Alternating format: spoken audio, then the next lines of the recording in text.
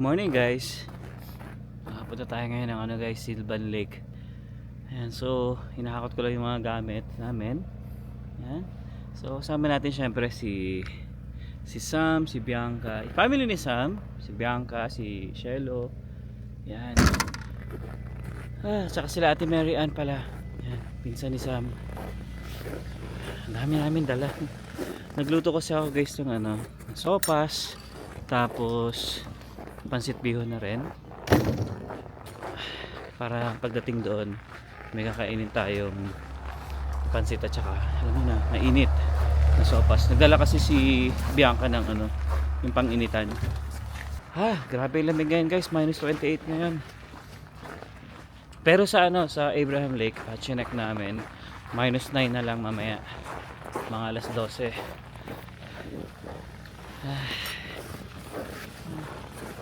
Alam niyo ba guys, usapan is 7 AM. Anong oras na? Mag-alas 9 na ata. Kanina pa kami gising ni Emma. So mga 6:30 pa lang nag-alarm na kami. Pero si Emma mas maaga siya. Ando na, sa gitna niya.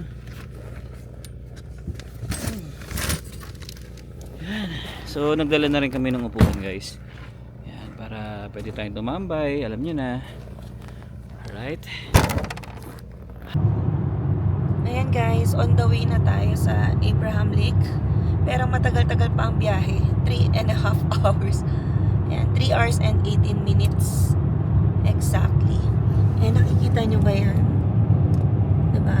Yung parang snow na nahahawi habang bumabiyahe tayo. Para lang tayo nasa sky. So, convoy kami nila Sam, nila Bianca. Pero, syempre, pag naiiwan tayo ng stoplight, ay nagkakahiwa-hiwalay na. So, magkikita-kita-kits na lang kami doon. Diba? Kamusta? Ayos lang ito, boring. Straight lang kasi ito eh, tinan nyo naman sa mapa oh. 111 kilometers na straight bago mag-exit. Kaya dito, cruise control ka lang, chill ka lang, lang. Tapos sila Bianca, tinitignan ko nga kasi pero wala pa rin eh. Okay lang yun. Isang pin lang naman tayo. Maganda pa rin kasi sana kung sunod-sunod tayo. Oh. Mahirap kasi pag may stoplight, may hiwalay ka talaga. Ito kami na nagkahiwa-hiwalay sa stoplight eh. Kasi parang nauna si Sam, tapos bigla ako naabutan ng stoplight. Ayun, wala na. Hindi na namin makita si Sam. Medyo matagal din kasi yung waiting kanina doon sa stoplight.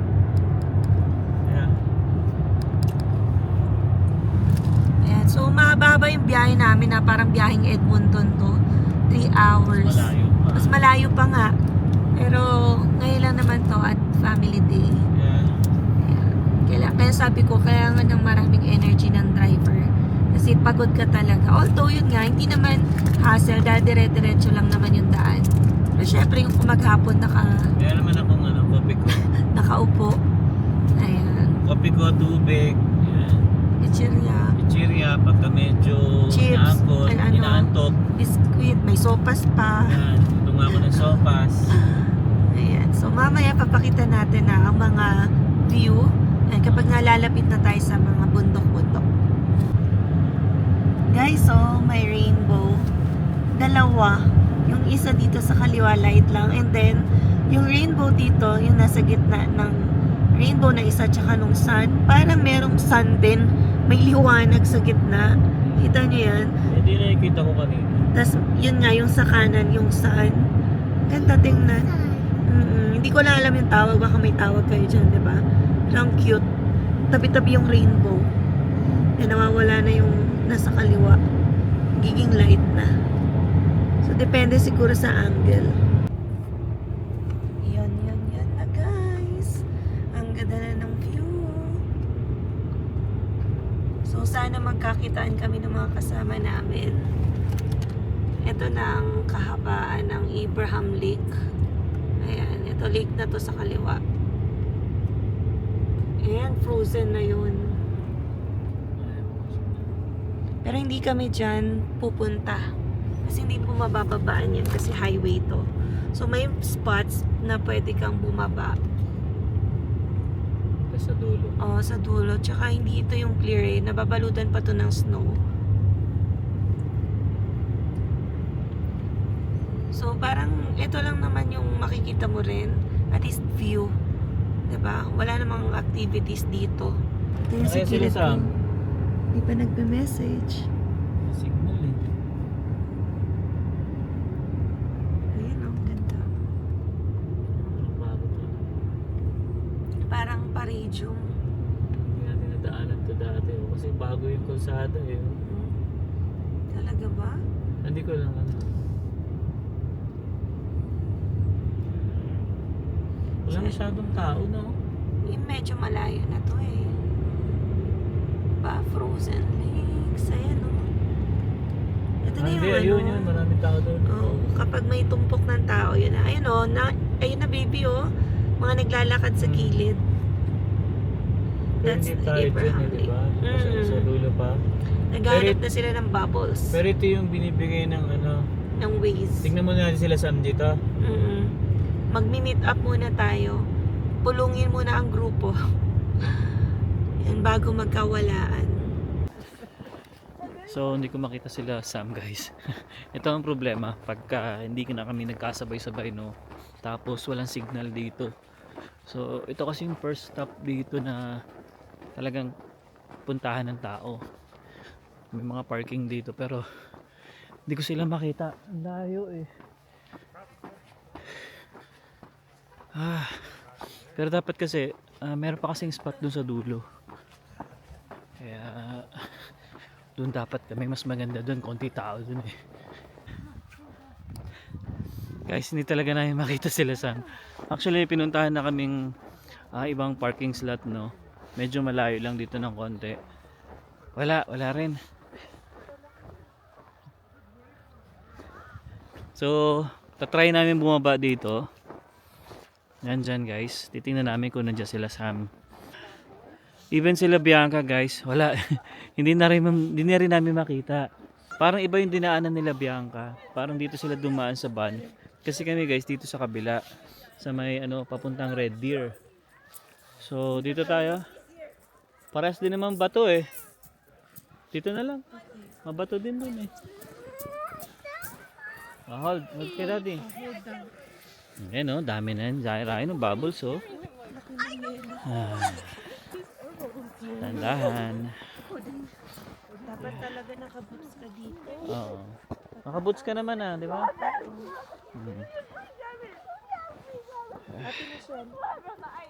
Dahan-dahan lang. Dahan-dahan. Baka malaglag. Ayan guys, daming tao. Ayan. Doon sa pinuntahan namin guys nila Jason dati. Wala, close na siya ngayon. For reclamation. Oo. Maganda sana yun kasi malapit lang yung bubbles. Konting lakad lang. Tsaka hindi dadaan sa bato. Oo nga. Yan. So yun yung dito. Problema dito. Galit. Ayan. Tingnan yung mga bato nilalakaran namin. Ayan Grabe no? Tapos nandun pa yung bubbles. Yeah. Sana nandun lang sila. Sana nga eh. Kita-kita pa rin. Guys, ito ang problema pala dito. Masyado ng madulas to. Itong part na to. So ginagawa nila, gumagapang sila doon. Ayun doon. O tara, lakad pa ganun. Sabi ko sa'yo. Kasi Kam. matakot si Zion. Para hindi madulas si Zion. Okay, mami. Ayun, doon pala ang lakaran sa gilid. Pero gapang ka. Oo, pero yung iba, kung gusto mo sumorkat, yan, gagapang ka dito.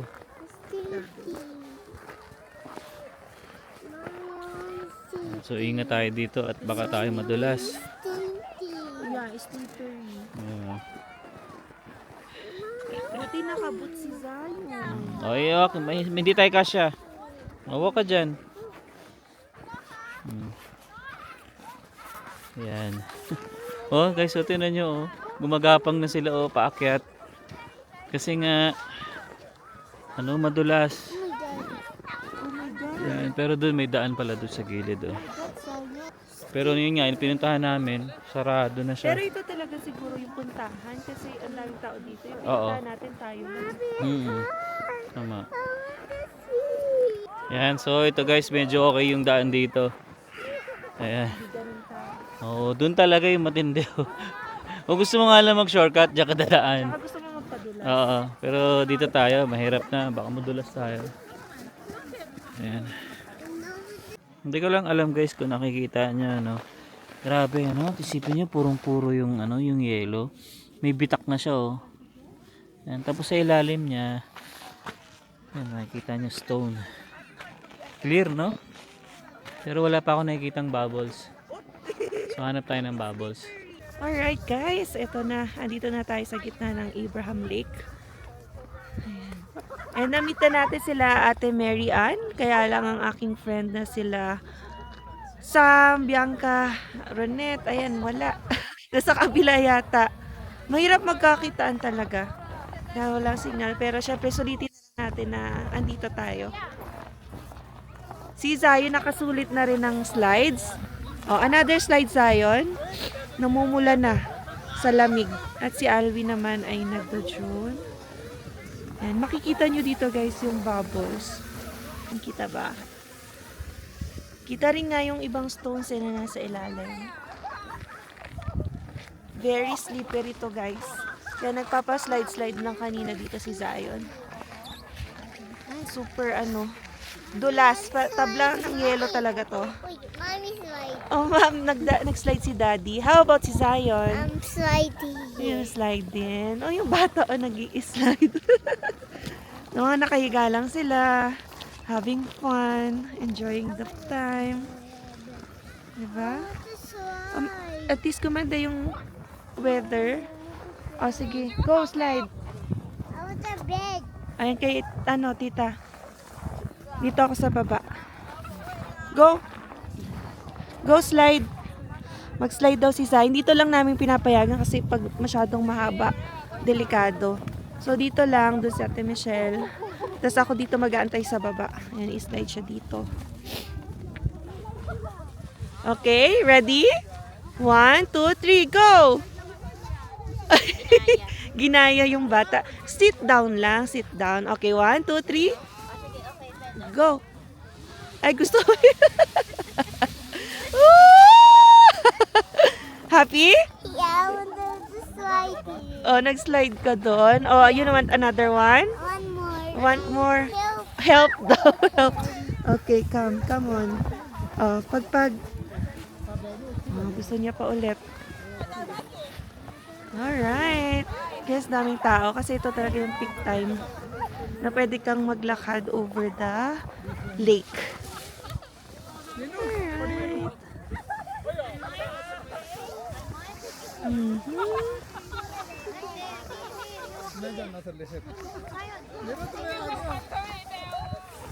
Saya.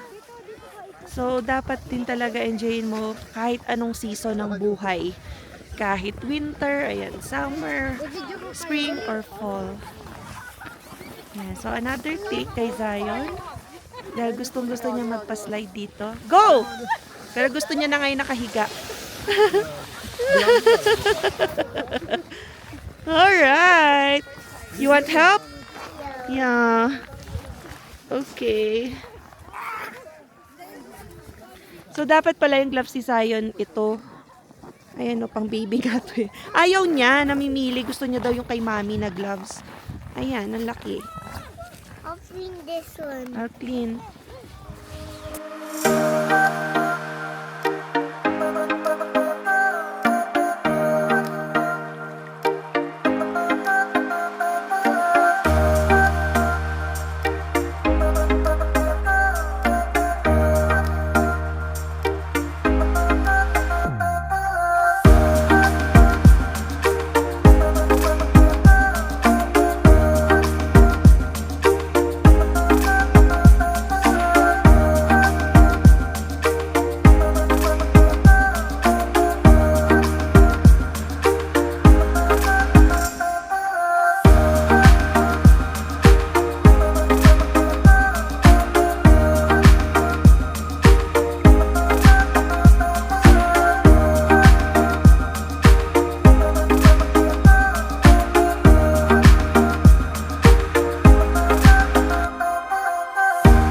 Guys, nadulas ako kanina.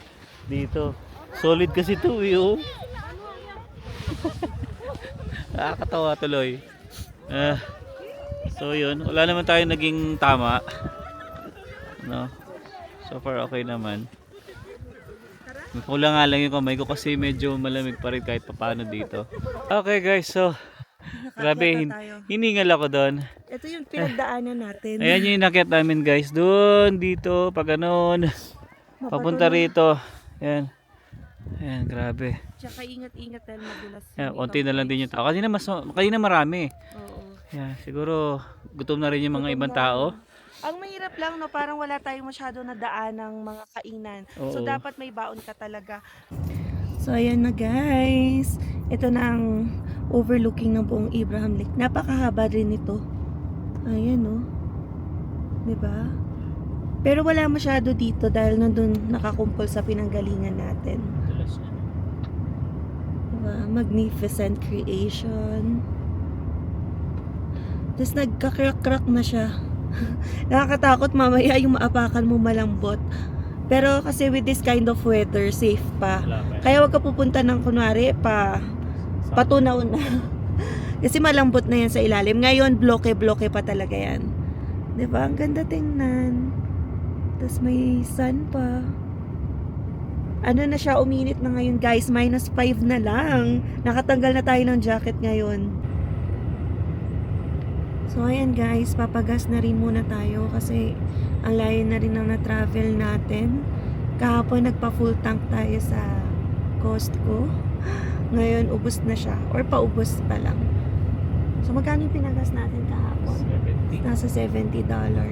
Di pa naman ubos ngayon kasi siya pero kasi pabalik tayo. Oo, mahaba-habang biyahe na naman Kailangan pabalik. natin lagyan ulit. Yes. So dapat hindi mag-alanganin yung gas natin. Tsaka yun pala guys, wala.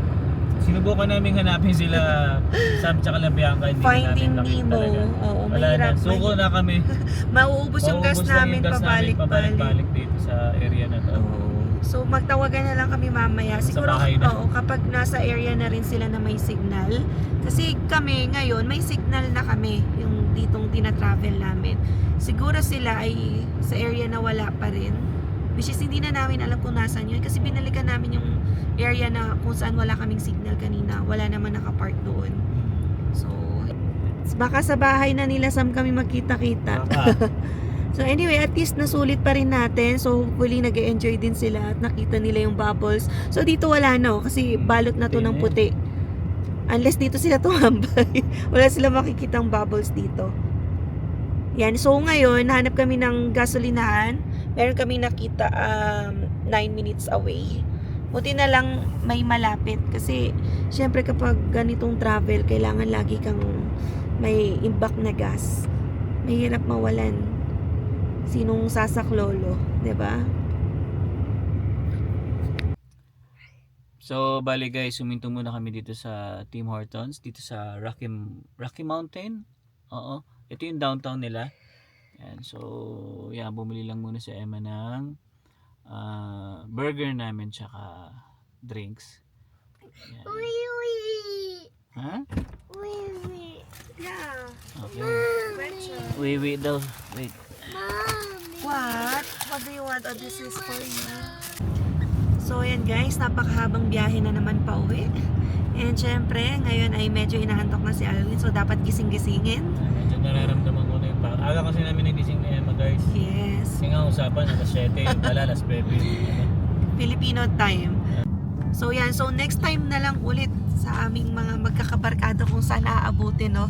At hindi kami nagkita-kita ngayon. Pero, nagkanya-kanya. Hindi mauulit ang ganitong kalayo. Ayoko na. Hindi, mahirap talaga magkita-kita kung walang signal. Oo. So magkikita-kita talaga kayo kung naset yung isang point, pero kasi napakalawak ng Abraham Lake kaya nagaligaw-ligaw na. So anyway, I think hanggang dito na lang muna guys. Masyado nang mahabang aming araw at pagod na ang aking driver. So yeah, we'll see you again on the next one. Peace!